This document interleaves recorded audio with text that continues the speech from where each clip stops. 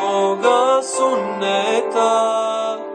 Ja sam putnik bez cilja, jecajem te zovem ja.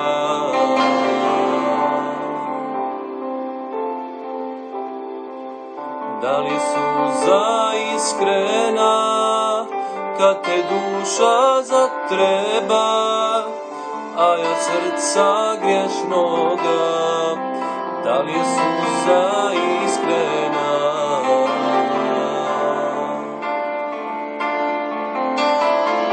Ja Rasulallah,